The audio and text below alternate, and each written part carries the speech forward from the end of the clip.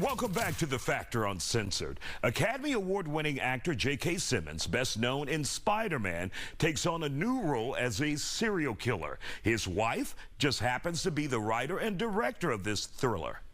Where is she? Calm down, Penny. She's not alone. She's just a little girl. Well, she's about to be a dead little girl. I don't have to run faster than the man-eating tiger. I just have to run faster than you. Keep moving before anybody can figure out what you're doing. Need help? Thank you for the thrill of the chase and for the glorious day ahead. He's right behind me!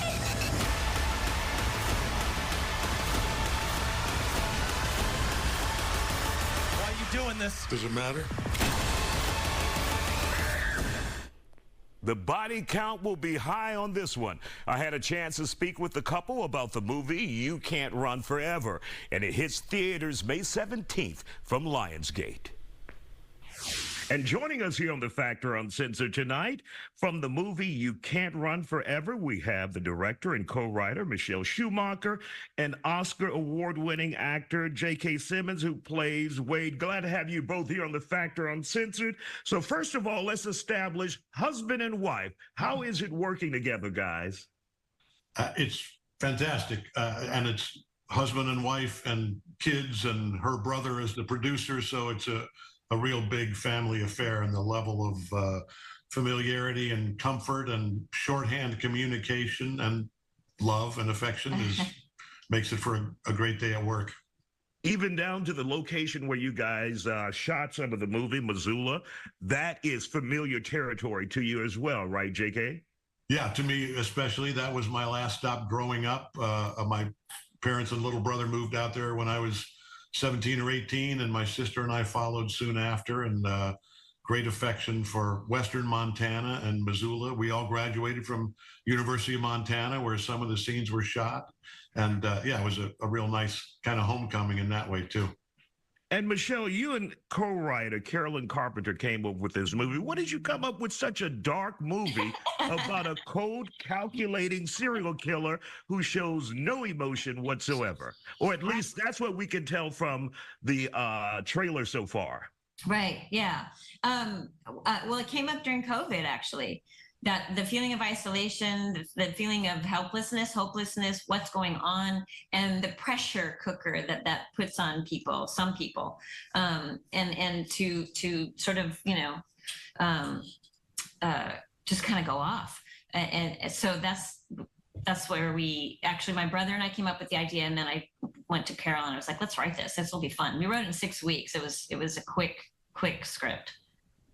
The scariest part about a serial killer, if that serial killer has no motive that we can tell, and we can't tell right now in this trailer, he just seems to be a cold killer, Wade. Tell us about that. Well, that to me was part of and it was part of the debate that she and Carolyn had during the writing process is, do we want to show any of the why, of where this is coming from, and is it, which is a more interesting movie. And I was honestly kind of weighing, even though I wasn't reading the scripts, I was, aware of sort of where they were going with it. Mm-hmm. I was kind of weighing in on, let's not know. And then once I read how they decided to let us in a little bit on where Wade literally is coming from, I thought it was such a genius way into his twisted psychology. And again, without giving away any spoilers, it's a really fascinating extra level to this film when we get into this little bit of nonlinear storytelling. And that was, to me, that's part of the what really works and makes this movie more complex and more terrifying. Michelle, was a body count important to you? Because I counted 3, 4, maybe 5 just in the trailer. I know, it's kind of crazy. And I don't like shoot 'em up movies. We were really careful not to have them be too graphic or bloody, or, there's a lot, but it's not glorified. It's not glorified. I really don't like that kind of movie. So it is interesting that I wrote a movie, Carolyn and I wrote a movie like that. But no, the body count wasn't important. It was just that it was just the relentless nature of it, that sort of Terminator, just going. But this is a human being, and why are they doing this? And what snapped, and what insecurities in himself, and no insecurities. There's no insecurities at all. And JK, taking on this role, did you have any concerns about it? One of the things I read in the trailer comments, someone wrote, and you call Spider-Man a menace. Interesting take, yeah. No, listen, I mean, I have, when I read something that I think, whether it's family or somebody I've collaborated with before, or whether it's somebody I've never heard of, if it's a good script and if it's something that I can feel a connection with, I have no reservations about doing anything.